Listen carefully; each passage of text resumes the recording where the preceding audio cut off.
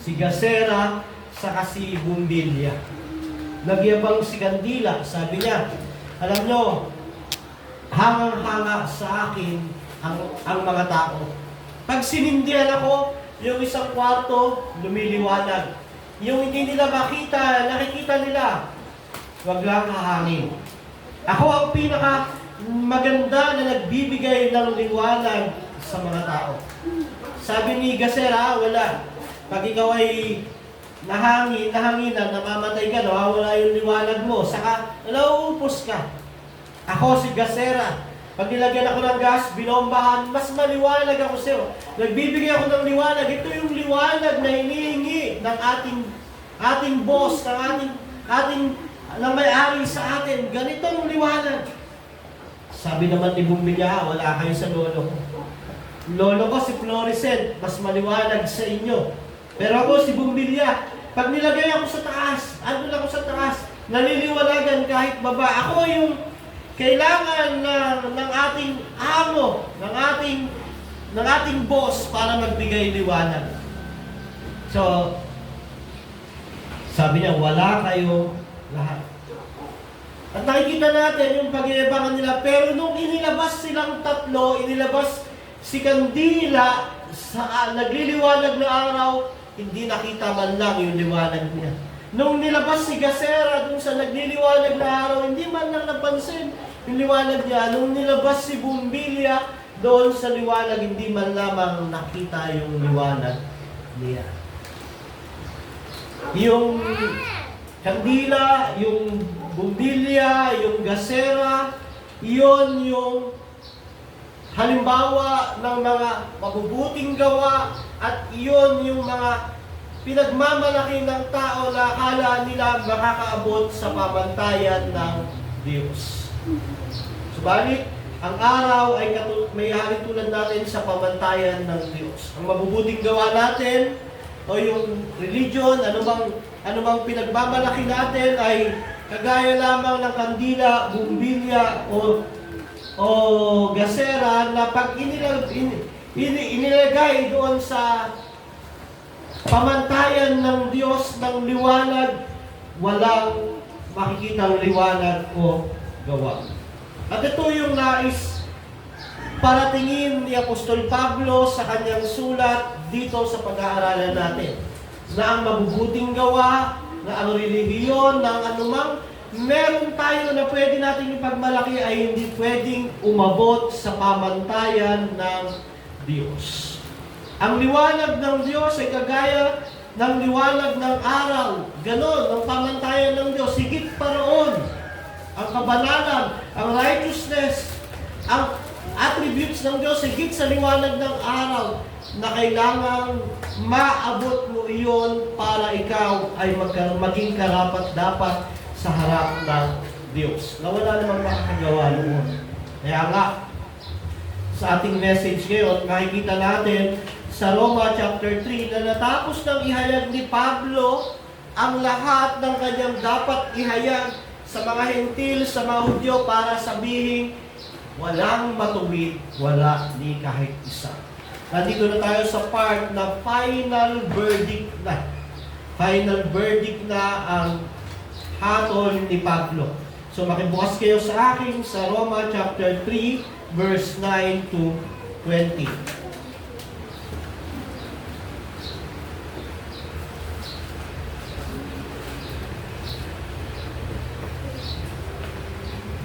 Sabi diyan, nandiyan na sa screen, ano ngayon ang kalagayan ba nating mga Hudyo ay mas mabuti kaysa sa mga Hentil?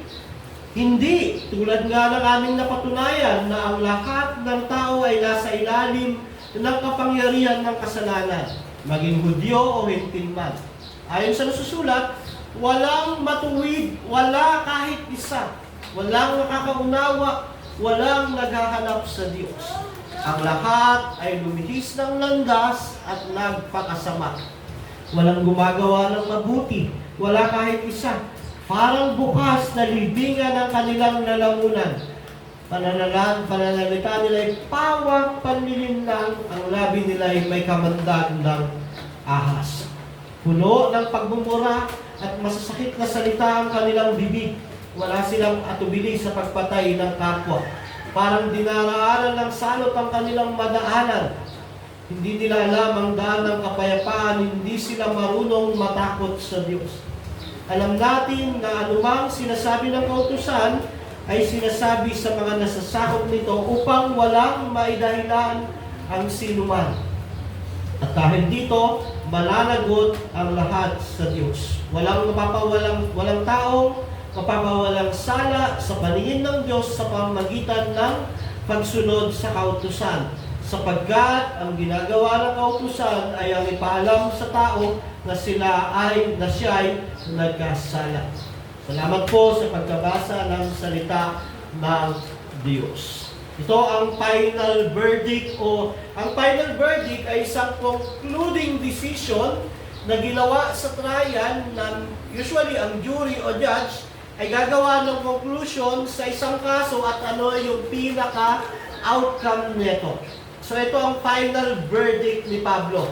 Sa chapter 10, ayon sa nasusulat, walang matuwid, wala ni kahit isa. Bago tayo pumunta rito sa lesson na ito, magbalik-aral muna tayo sa mga napag-aralan natin. Sa Roma chapter 1, verse 1 to 15, alam natin na si Pablo ang sumulat ng libro ng Roma at sinulat niya ito para sa mga mananampalataya doon sa Roma na nabalitaan niya na sila ay totoong sumasampalataya kay Kristo. At ang purpose niya ay para makapasyal siya roon at makapagsimula ng gawain doon. Makatulong siya sa mga taga-Roma na ipakalat ang mabuting balita. Alam naman natin, nakapunta si Pablo sa Roma hindi sa paraan na gusto niya. Sa binasa natin kanina sa Gawa chapter 21, yun yung hinuli sa Jerusalem si Pablo at yung pasimula na iyon, nilitis siya at dahil mamamayang Romano siya, humiling siya na nakapunta sa Roma. So nakapunta si Apostol Pablo sa Roma sa pamamagitan ng kanyang pagkakabilanggo. So dito, sa sulat na ito, si Pablo ay nagdalais pumunta ron para makasama sila. Gusto niya mag-travel, pero ang ginawa ng Diyos, pinadala siya ron ng Diyos bilang isang bilanggo. At sa Roma 1-15, makikita natin yung prayer niya sa mga taga-Roma. Yung prayer niya na sila ay patatagin, makasama niya, makita niya, at makapagbahagi siya ng kaloob ng isang apostol. So alam din natin sa 1-15, si Pablo ay isang alipin ni Kristo, ang kanyang calling ay apostol. At ang mga apostol ay ang pundasyon na pinagtayuan ng church, ang apostol at propeta. Pero ang cornerstone noon ay si Christ. Yung batong panulukan ng pundasyon, si Kristo, ang pundasyon, mga propeta at apostol. Sa Roma 1:16-17, makikita natin na sabi ni Pablo, hindi niya ikinakahiya ang mabuting balita sapagkat ito ang kapangyarihan ng Diyos para sa kaligtasan.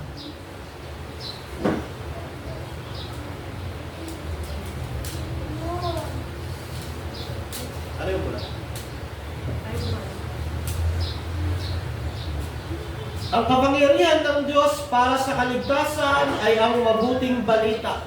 At ang mabuting balita rin ang ginagawa ng Diyos para maging matuwid ang tao sa harap ng Diyos. Kaya sabi ni Pablo, hindi ko kinakahiya ang mabuting balita. Hindi ko magana. So sabi ni Pablo, hindi ko kinakahiya ang mabuting balita sapagkat ito ang kapangyarihan ng kaligtasan. Ito ang katuwiran ng Diyos.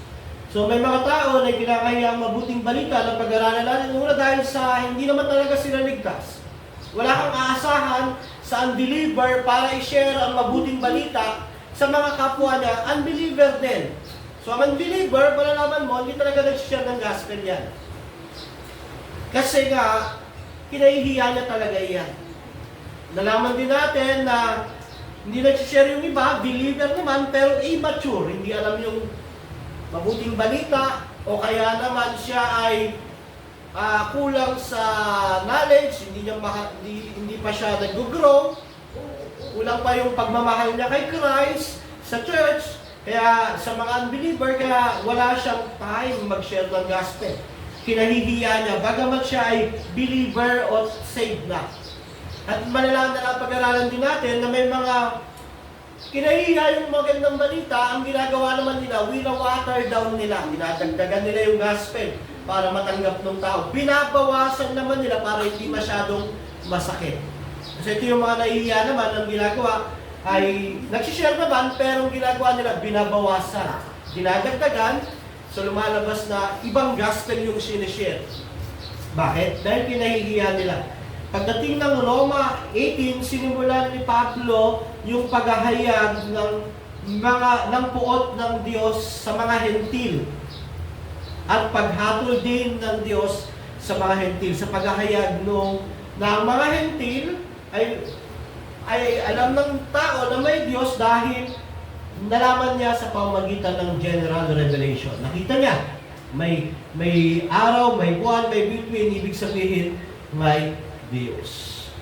Pero dahil ayaw niyang sambahin ng Diyos, ang ginawa ng Diyos, ang kanyang puot, pinakita niya sa mga tao na to. So, pinabayaan niya silang sumamba sa Diyos-Diyosan. Kung ayaw siyang sambahin ng tao ayaw siyang sambahin ng tao, ginawa ng tao, sinamba yung nilikha, ang ginawa ng Diyos, pinabayaan siya. Ngayon, pinabayaan din sila sa homosexuality. Mababasa natin sa Roma 1:18 na ayaw nilang sumampalataya sa Diyos, kilalanin ng Diyos, pinabayaan sila sa homosexuality. Pinabayaan din sila sa mga masasamang gawa. Kaya sabi, pinabayaan silang maging chismoso, mga manginginom, mga nakikiapid, mga gumagawa ng kahalayan. So, yung puot ng Diyos nag-manifest na, hindi pa sa impyerno, dito pa lang sa lupa. Yung mga tao ayaw sa Diyos, ang ginawa ng Diyos, dahil ayaw nyo sa akin, papabayaan kayo. Sumamba kayo sa Diyos-Diyosan nyo. Makipagtali kayo sa kapwa lalaki, kapwa babae, maging homosexual kayo. Gumawa kayo ng masama, pinabayaan na ng Diyos. Ang puot po ng Diyos iyon sa mga taong ayaw sumampalataya sa Diyos. At mababasa natin sa 1-16 yung judgment ng Diyos. May karapatan siya umatol dahil tayo mismo nag-judge din tayo. So, righteous ang judgment ng Diyos. Pagdating ng 17-29, ang mga Hudyo naman. So dito, sabi ni Paul, ito yung mga hentil. Bagamat wala silang Bible, wala sa kanilang knowledge ng Diyos, pero alam nilang may Diyos, hindi nila sumampalataya sa Diyos, pinabayaan sila, guilty sila. Sumunod naman, sabi naman ni Pablo, inilahad naman niya yung mga hentil. Ang mga Gentiles ay mga Hudyo, meron silang law of Moises, meron silang kaalaman sa Diyos, pero hindi sila sumunod doon. Ang inasahan nila, ang pagiging Hudyo nila at ang pagiging tuloy nila, sabi ni Pablo, hindi way ng salvation ang ritual o ang pagiging Hudyo. Ang way ng salvation ay sa pamamagitan ni Kristo. Sa Roma chapter 3, 1-8, alam ni Pablo na yung katuruan na yun, magkakaroon ng objection.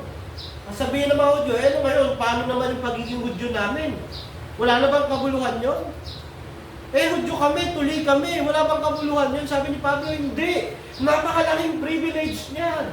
Kayo ang unang nagpakilala ng Diyos sa inyo, na ipahayag yung kaluwalhatian, yung law ni Moises. Nandun sa inyo, napakalaking privilege niya. Sabi pa ng kanyang kausap, doon sa ginagawa ng sulat, dahil sa pagkakasala namin, naihahayag yung kaluwalhatian ng Diyos. Dapat hindi niya kami hatulan, hindi. Sabi ni Pablo, makatarungan ng Diyos. Kung hindi niya kayo hatulan, hindi niya pwedeng hatulan ang sanlibutan. Kaya dito, sa sulat ni Pablo na to, makikita natin na ipinakita ni Pablo na ang mga hentil o yung hindi Hudyo ay guilty sa harap ng Diyos. Ang mga Hudyo na unang pinahayagan ng kapahayagan ng Diyos ay guilty rin sa harap ng Diyos. Kaya ang title ng ating message, yung final verdict. Yung final decision Ano ba talaga yung final decision? Ang final decision, lahat ay makasalanan. Walang pinipili ang pagiging makasalanan. Nung magkasala ang unang tao, kay Eva at Adan, lahat ay naapektuhan nun. Kahit ano ang iyong status, kalagayan, relihiyon, lahi, ikaw ay makasalanan. So, ang title ng message, final verdict, lahat guilty. Sa unang points, ang pagkailalim ng lahat sa kasalanan. Makikita natin kung paano ang lahat ng tao ay napailalim sa kasalanan. Pangalawa, ang epekto ng pagkapailalim ng tao sa kasalanan. Pangatlo ay ang layunin ng kautusan. Nakikita natin sa Roma chapter 3 verse 9 to 20 yung tatlong bagay na yun. Pagkailalim sa kasalanan ng lahat ng tao sa kasalanan, ang epekto ng pagkailalim niya sa kasalanan, at ang layunin ng kautusan. Pinapaliwanag na ni Pablo. Bago niya ibigay yung mabuting balita, ipinapakita niya kung gaano kaitim ang masamang balita. Na yung liwanag na kabutihan ng tao ay walang magagawa. So parang kanina, yung bumbilya, yung kandila, yung gasera, hindi nila kayang abutin yung kagaya ng liwanag ng araw. So yung tatlong iyon ay halimbawa parang relihiyon, mabuting gawa, pagiging Hudyo, hindi kaya abutin yung standard ng Diyos, na ang standard ay mas maliwanag pa sa araw. Kaya ang sitwasyon, lahat ay guilty. Hudyo, Gentiles, lahat ay guilty. Kaya sabi ni Pablo sa Roma 9, ang pagkailalim ng lahat sa kasalanan, ano ngayon? Ang kalagayan ba nating mga Hudyo ay mas mabuti kaysa sa mga Hentil? Natanong na ulit. Dahil Hudyo siya, tayo ba mga Hudyo ay mas mabuti kaysa sa mga hindi Hudyo? Sabi, hindi. Tulad nga ng aming napatunayan na ang lahat ng tao ay nasa ilalim ng kapangyarihan ng kasalanan, maging Hudyo man o Hentil. Pinapatunayan ni Apostol Pablo, anuman ang klase ng tao, background, ethnicity, kulay, pinag-aralan, estado sa buhay, lahat ay guilty sa harap ng Diyos, lahat ay napailalim sa kasalanan. Yung mga taong wala kay Kristo ang tinutukoy po dito, mga kapatid ha. Ang tinutukoy dito, yung mga taong wala kay Kristo, sila ay napailalim sa kasalanan. So kung wala ka kay Kristo, ikaw ay under ng sin. At sabi ni Pablo, lahat, pag sinabing lahat, pinapatay nito yung kaisipang merong isa. Actually, sa taong pinag-usapan, meron naman talagang isa na hindi na pailalim sa kasalanan. Ito ang ating Panginoong Jesucristo. Siya ay Diyos na nagkatawang tao. Wala siyang nature ng sin, kaya siya ay walang kakayahang magkasala, pero siya ay natutokso, pwede siyang matukso nung siya ay nagkatawang tao, pero hindi siya napailalim sa kasalanan. So sa usapin na ito, lahat ng tao ay under ng sin, kasama ho ang mga bata. Walang ligtas. Yung nanay mo, yung tatay mo na wala kay Kristo, yung pinsan, kahit yung baby, ngayon na wala pa kay Kristo, under sila ng kasalanan. Sabi ng awit 51 verse 5, sabi niya, ako'y masama na buhat ng isilang, makasalanan na ng ako'y inuwal. So bata, mukhang mabait, maamo, pero sabi ng Biblia, siya'y masama, buhat ng isilang, makasalanan na ng ako'y inuwal. So lahat sa Roma chapter 9, 3, 9, 10, yung kasabihan, walang matuwid, wala kahit isa, kahit yung baby ay nasa ilalim ng kasalanan. Susulat ito ni David. Sabi niya na, ang baby, kahit mabait yan, mukhang maamo, iyan ay naapektuhan, napailalim sa kasalanan. Sabi ni John Piper dyan ay, viper with diaper. Ano yung viper? Yung cobra. Cobra daw na may diaper. So, regard sa moral character ng tao, lahat ay makasalanan. Walang pwedeng magsabi na hindi siya apektado ng kasalanan. At alam naman natin, ito ay ang doctrine ng total depravity. Dahil sa pagkakasala ni Eva at ni Adan, ang lahat ng generation ay nagkasala na. Naapektuhan sila nung tinatawag natin na, ano ba tawag doon sa kasalanan na? Yung unang kasalanan, basta yun na yun. Bagamat hindi lahat pantay-pantay ang pagkakasala at kasamaan, moralidad, pero apektado pa din ng kasalanan at walang tao na may kakayahang maging matuwid sa harap ng Diyos. Walang tao na kayang maging matuwid sa harap ng Diyos sa kanyang sariling paraan, kabutihan, o relihiyon. Wala. Kahit ikaw pa yung pinakamabait, pinakamaamo, pinakamabuti, hindi ka pwedeng maging matuwid sa harap ng Diyos. Bakit? Dahil ikaw ay napailalim sa kasalanan. All have sinned. Kaya nga, kung tayo ay nagtitiwala sa mabuting gawa, sad to say, sa impyerno tayo mapupunta. Kung tayo nagtitiwala sa pagiging religious natin, nagtitiwala sa pagiging member natin ng church, nagtitiwala sa mga bagay na meron tayo rito, sad to say, tayo po ay papuntang impyerno. Hindi natin kayang maging matuwid sa harap ng Diyos dahil tayo ay napailalim sa kasalanan. Muli, ito ay para sa mga taong wala kay Kristo. Kung ikaw ay na kay Kristo, hindi ka na napailalim sa kasalanan. Napalaya ka na sa total depravity. Nakalaya ka na. Nasaan parte ka na ngayon? Nandun ka na sa sanctification. Pinababanal ka na ng Diyos. May sin nature pa rin sa'yo, pero andun na yung pagliligtas ng Diyos, nagkakasala ka, yet nagkakaroon ka na ng repentance at lahat ng kasalanan mo, pinatawad na iyan, pero ikaw ay pinababanal at dinidisiplina ng Diyos. Pero hindi dapat lisensya iyan na wala naman na ako sa pagiging makasalanan, binayaran ng Christ. Pwede na akong magkasala palagi. Hindi ho ganun. Ang nag-iisip ng ganun, alam nyo, yung mga hindi ligtas. Yung nagkaroon ng knowledge, pero hindi talaga ligtas, kaya ang gagawin nila, oy, pwede na pala akong magkasala kasi si Kristo naman ang hindi ho, ang mga totoong ligtas, hindi inaabuso ang biyaya ng Diyos. Hindi nila pinagsasamantalahan ang biyaya ng Diyos. Bagkus ang biyaya ng Diyos ang nagpapatatag sa kanila para magtagumpay sa kasalanan. So lahat na pailalim sa kasalanan. Actually, kung titignan natin yung bright side neto, gustong ituro ni Pablo lahat ng makasalanan, lahat walang magagawa para lumapit sa Diyos, lahat walang may pagmamalaki. Hindi pwedeng magyabang. Tanggal ang pride, tanggal ang ego. Kaya sabi ng Efeso 2:8-9, For by grace you have been saved through faith, it's not your works, so that no one can boast. Kung ang ganda ng doctrine na ito, kung ikaw ay ligtas at naunawaan mo, na dahil napailalim sa kasalanan ng lahat ng tao, walang magyayabang.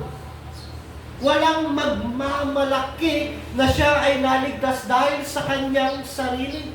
Ang ginagawa nito, ina-highlights nito ang biyaya ng Diyos.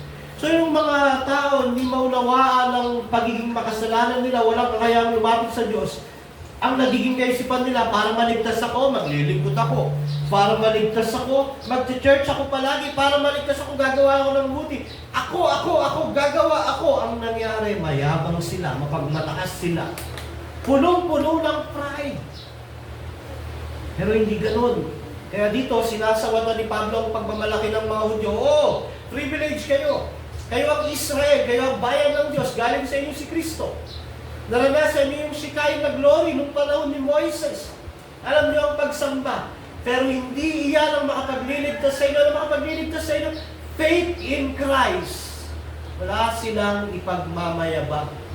Kaya pag binasa natin yung Romans chapter 11, nagbababala naman si Pablo sa mga hentil na dinugtong lang kayo. Huwag kayong magmamayabang, ha?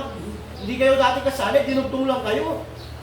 Ang mga Hudyo ang una ngayon, porkit dinugtong kayo, dapat hindi kayo magmayabang. Inaalis ng katuruan ito na walang ipagmamalaki ang tao sa Diyos at hina-highlights nito ang kagandahan ng biyaya ng Diyos.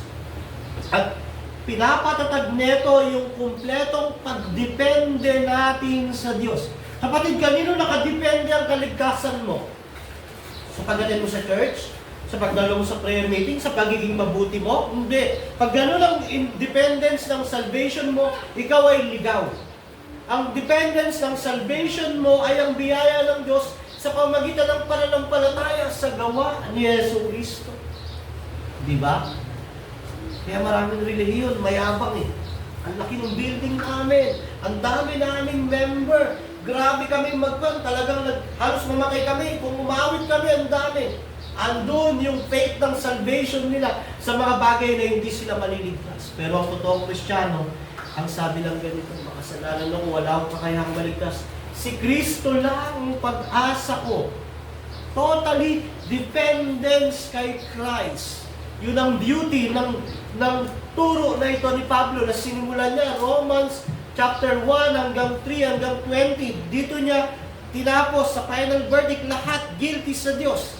Hindi maliligtas ng gawa, ng relihiyon, ng anuman, kung wala si Kristo. Para siyang nag-painting ng napakaitim na wala talagang makitang liwanag pagkatapos nito sa Roma 3:21, doon makikita yung liwanag at ang liwanag ay si Kristo. Diba? Napakaganda, nagiging dependence kay Kristo. Kaya kung hindi mo alam na makasalanan ka, wala kang pag-asa sa harap ng Diyos, magiging mayabang ka sa harap ng Diyos. Pero kung alam mo yan, naunawaan mo, didepende ka sa gawa ng Panginoong Jesucristo para sa kaligtasan mo at para sa transformation mo at pagbabago mo. Ngayon, napakaganda ng unang bahagi ni Pablo. Sabi ni Pablo, walang matuwid, wala ni kahit isa. Yung sumunod doon, talagang diniinan niya. Ito yung epekto ng pagkailalim nyo sa kasalanan. Yung ikalawang punto. Ito yung epekto ng pagkailalim ng tao sa kasalanan. Sabi niya, dahil sa kasalanan, walang matuwid, wala kahit isa. So kung meron kang narinig na tatanggapin ako ng Diyos dahil sa ganito, mahal ako ng Diyos dahil sa ganito, walang matuwid, wala kahit isa.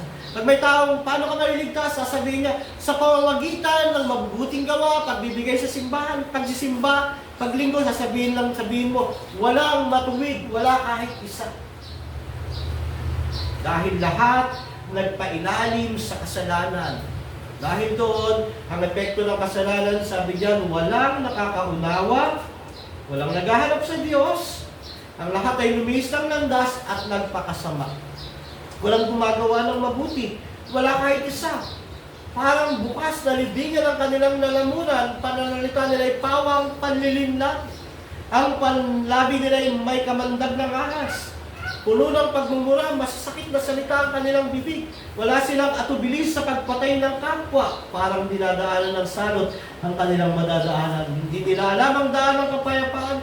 Hindi sila marunong matakot sa Diyos. Sabi ni Pablo, walang manuwid kahit isa. At sinabi niya lahat, walang nakakaunawa, walang naghahanap, walang gumawa.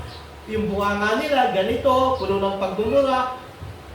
Parang dinaanan ng salot yung madaanan nila. Bakit? Saan nagugato? Dahil hindi sila marunong matakot sa Diyos. Bakit sila hindi marunong matakot sa Diyos? Dahil napailalim sila sa kasalanan. So mga tao, alam mo na wala pa siya kay Kristo, hindi siya marunong matakot sa Diyos. Mas takot siya na mawalan ng pera. Mas takot siya mawalan ng customer. Mas takot siya mawalan ng trabaho. Mas takot siya sa tao kaysa sa Diyos. Kaya sabi ni Pablo, ito yung epekto. Nawalan ng takot sa Diyos ang mga taong napailalim sa kasalanan. Dahil wala silang takot sa Diyos, ito yung mga ginagawa nila. So, yung verse 11 to 12 ay hinamon ni Pablo na sulat sa awit para ipakita ang epekto ng pagkailalim ng tao sa kasalanan. Awit 14:2-3, sabi diyan, yan hinamon ni Pablo, nagmamasid si Yahweh mula sa isaas, sa kataway kanyang sinisiyasan. Tinignan kung may taong marunong pa, na sa kanya'y gumagala at sumasamba. Sabi, silang lahat ay naligaw ng landas. At naging masasama silang lahat. Walang gumagawa sa kanila ng tama. Wala ni isa man, wala. Kinuha ni Pablo yung sa sulat sa awit para ipakita sa mambabasa niya sa Roma, yung kaitiman ng kasalanan noon pa sa lumang tipan hanggang sa bagong tipan. At tinango rin niya sa awit 53:3 yung isa. Sa awit 53:3, ngunit kahit ni isang mabuti ay walang nakita. Lahat ay lumayo at naging masama lahat sa kanila. Ipinapakita dito na ang epekto ng kasalanan ay ang paglayo sa Diyos. Pagrebelde sa Diyos, pagiging masama. Kaya makikita natin na napakagrabe ng epekto ng kasalanan sa tao. Pagdating ng verse 13 to 17, sabi diyan, galing din sa awit iyan, yung 13 to 17, parang bukas daw na libingan ng kanilang lalamunan. Pananalita nila ay pawang panlilinlang, ang labi nila ay may kamandag na ahas. Galing naman iyan sa awit 5:9 at awit 140 verse 3. Sabi diyan, ang mga sinasabi ng mga kaaway ko ay kasinungalingan, sa loobin nila ay pawang kabulukan, parang bukas na libingan ng kanilang lalamunan, pananalita nila ay pawang panlilinlang. Sunod, mabagsik ang dila na tulad ng ahas, tulad ng ulupo, taglay ay kamandag. Ang epekto ng kasalanan ay una na wala ng pagkaunawa ang tao sa Diyos. Hindi niya na hinahanap ang Diyos, nagpakasama siya at hindi siya nakakagawa ng mabuti sa harap ng Diyos. Sumunod, para yung bibig niya parang bukas na libingan. Pinalimbawa daw ito yung bibig na pawang panlililang sa isang tao na namimili ng produkto. Sabi ni Pastor Joren, halimbawa, mamimili ka ng produkto, 200 pesos yung produkto, mura na yon, tatawaran mo pa, sasabihin nung nagbibenta, 150 na lang, lugi na ako. Hindi, mahal pa rin yan. Tapos sasabihin nagtinda, 130, hindi, mahal talaga yan, napakamahal. Pumunta ako rin sa kabila, mahal yung sayo. Ngayon, mabibili nung tao yon, bibili niya, 100 na lang. Ngayon, mabibili niya, pag-alis niya, sasabihin niya, naloko ko yun, nakamura ako. Nabarat ko siya, natawaran ko. Ganun daw yung ginagawa ng tao. Puno ng panlilinlang. Parang ahas yung kanyang bibig. Di ba? Parang bukas na libingan. Ang kanyang lalamunan, pananalita nila ay pawang, panlilinlang. Ang labi nila ay may kamandag ng ahas. May halimbawa din ito sa flattering na hindi naman totoo. Ang ganda-ganda mo, sister. Alam mo, na-bless talaga ako sa'yo. Pero sa loob-loob niya, hindi naman talaga totoo. Na para ma-please lang yung tao, sinasabi nila yung mga bagay na hindi totoo. So, flattering. Nakakatakot din iyan dahil dyan danger ang mga pastor sa flattering na may mga nagpa-flatter, nagiging dahilan para lumaki ang ulo ng pastor. Pero maganda, sabihin na lang yung totoo. Saka actually ho, pag nagpipreach ako, hindi naman talaga maganda ang message ko. Laging may kasalanan, laging may impyerno, laging may panawagan sa pagsisisi. Ang lagi yung naisasentro si Kristo. Kaya kung meron dapat mapapurihan, pag nangangaral ng pastor, alam mo, pastor, ang galing pala ng Panginoong Jesus. Pag narinig mo na, pastor, alam mo, ang galing mo.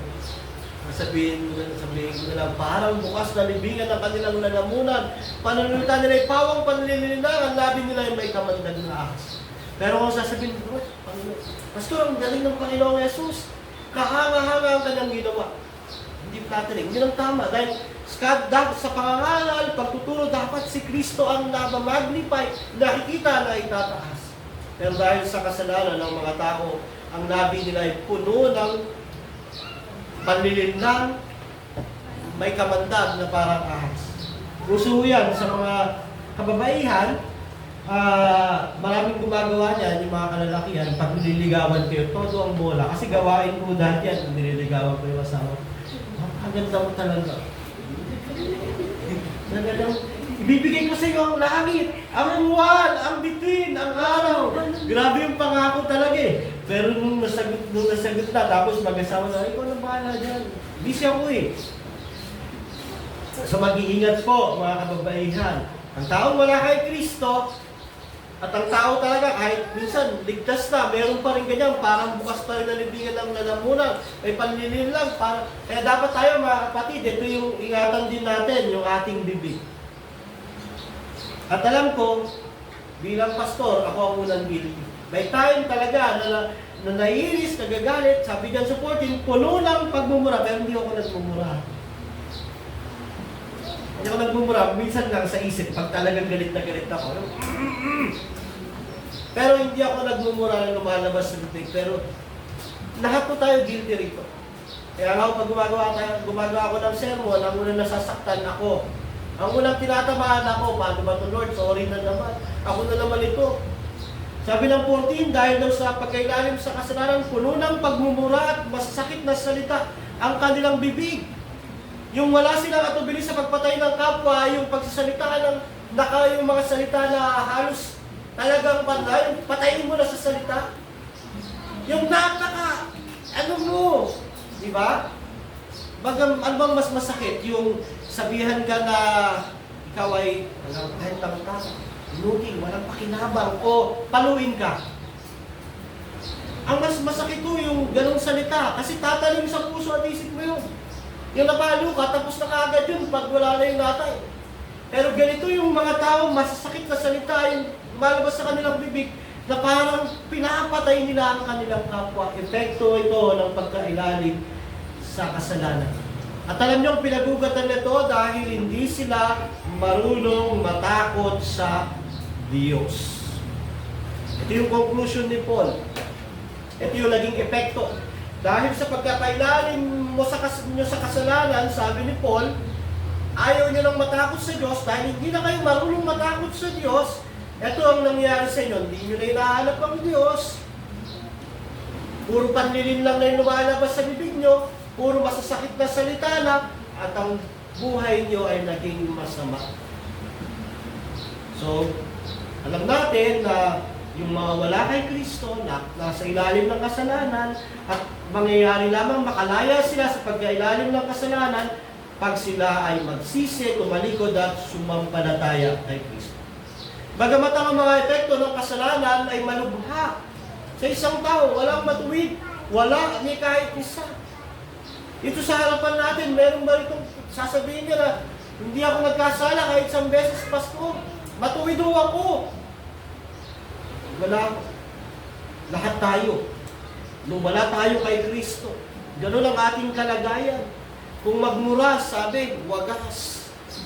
Kung tayo ay manlinang, mandaya, mambola, manloko, talagang pangpamas.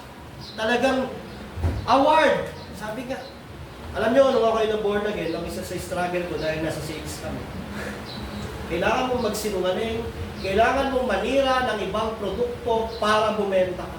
At yun ang everyday struggle ko. At sa awa at biyaya ng Diyos, natanggal ako sa trabaho, nagkaroon kami ng maliit na negosyo, hindi, nakalaya ako sa ganung gawain. Paninira ng produkto ng iba, pandaraya, panlilinlang, pagsasabi ng hindi totoo, yung China, sasabihin mo saan gawa yan? Germany yan sir, Japan yan. Pero, ang totoo, China yun. Di ba? Pero salamat sa Panginoon, pinalaya ako sa ganung struggle dati. Kasi nga, hindi ko kayang lumaya kung wala ang Panginoong Jesus. So, malubha ang epekto ng kasalanan, pero sa pamamagitan ng kanyang sakripisyo, kapatawaran at pagtubos ng pangako na buhay na walang hanggan, na inialay sa mga taong sasampalataya sa Kanya, tayo ay makakalaya mula sa pagkailalim ng kasalanan. Ito ang conclusion ni Paul. Mga Gentiles, Hudyo, guilty. Kikontra mo din, bakit may kautusan pa? Para saan ang kautusan? Sabi ni Pablo sa 19, alam natin na anumang sinasabi ng kautusan ay Ito yung layunin ng kautusan. Alam natin na anumang sinasabi ng kautusan ay sinasabi sa mga nasasakop nito upang walang may dahilan ng sino man at dahil dito ay mananagot ang lahat sa Diyos. Sabi ni Pablo, walang taong mapapawalang sala sa paningin ng Diyos sa pamamagitan ng pagsunod sa kautusan. Sapagkat ang ginagawa ng kautusan ay ipaalam sa tao ay na siya ay nagkasala. Sabi ni Paul, lahat kayo sinners. Yung law ni Moises, yung kautusan, yung 10 utos, hindi yan ginawa para ma-redeem kayo, para maligtas kayo. Ginawa yan para i-convict kayo, para ipakita na makasalanan kayo. So pag binasa mo yung 10 utos, isipin mo, masusunod ko ba to? Ang purpose niyan, ipinapakita na, uy, guilty ako. Kailangan ko ng tagapagligtas. So, ang layunin ng kautusan para ipakita ang kasalanan ng tao at nang sa ganun, wala siyang maidadahilan. Pwede niyang sabihin na, Pastor, hindi naman ako kagaya ng iba na nakikiyapid. Nagnakaw ka na ba ng oras? Opo. Minsan, nagnakaw ako ng oras ng kumpanya namin, hindi ako nagtrabaho, oras ng trabaho. O di nagnakaw ka rin. So, ang purpose ng law ay ipakita na guilty ang lahat ng tao. Hindi para maligtas. Ako, nung dati ako sa dating relihiyon, ang alam ko, yung kautusan, binigay yan, susundin mo para maligtas ka. Actually, binigay yan para sundin, pero hindi para maligtas ka. Para ipakita na guilty ka. Susundin mo yan, pero hindi mo masusunod.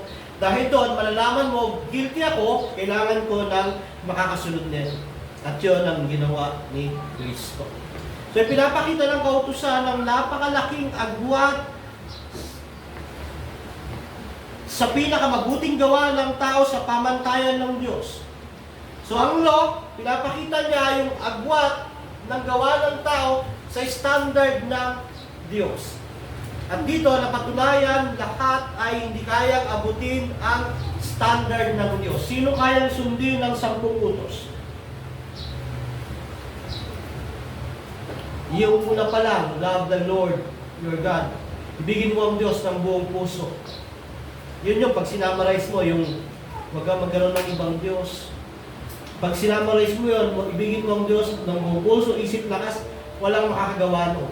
Kaya doon pa lang, malalaman mo na hindi mo kayang abutin ang standard ng Diyos. Sabi ng Roma 3:23, yan. Sapagkat ang lahat ay nagkasala at walang sino mang nakaabot sa kaluwalhatian ng Diyos. Ang standard ng Diyos ay ang law. Pag hindi mo nasunod iyan, ikaw ay dapat parusahan at hindi mo talaga masusunod iyan dahil ikaw ay nasa ilalim ng kasalanan. So kahit yung pinakamabuting gawa natin, sabi ng Panginoon, ng Diyos, ay isang maruming basahan sa Isaiah 64 verse 6. Sabi niyan, lahat tayo naging marumi sa harapan ng Diyos. Ang mabubuting gawa natin, maruruming basahan ang katulad. Sa mga taong wala kay Kristo na nasa ilalim ng kautusan, yung pinakamabuting gawa niya ay maitutulad sa isang maruming basahan. At ang context ng maruming basahan noong panahon ng Israel, yung tela na ginagamit pag may regla ang babae. Yun yung nilalagay kasi wala pa nung yung wala pang diaper nun eh. So yun ang nilalagay nila, yung tela. Yun yung halimbawa ng maruming basahan. Ganun ang mabubuting gawa. Halimbawa, ikaw ay isang bumbero na nag-alay ng buhay sa isang nasusunog na building, niligtas mo yung 10 bata, nasunog yung kalahati ng katawan mo sa pagliligtas sa kanila, pinalakpakan ka ng mundo, mabuti yung gawa mo sa harap ng mundo, pero sa harap ng Diyos, iyon ay maruming basahan kung wala ka kay Jesucristo. Kaya, ang purpose ng law, ipakita ang agwat ng pamantayan ng Diyos sa mabuting gawa ng tao. So, pinapakita rin ng kautusan ang napakalaking agwat ng Diyos sa tao. Hindi pwedeng umabot ang gawa ng tao sa banal at perpektong Diyos. So, ang Ten Commandments, perfect yun, pero hindi ka nun kayang gawing perfect sa harap ng Diyos. Ang makakagawa lang na righteous at perfect ka sa harap ng Diyos, si Kristo. So dito, nilatag na ni Pablo ang final verdict.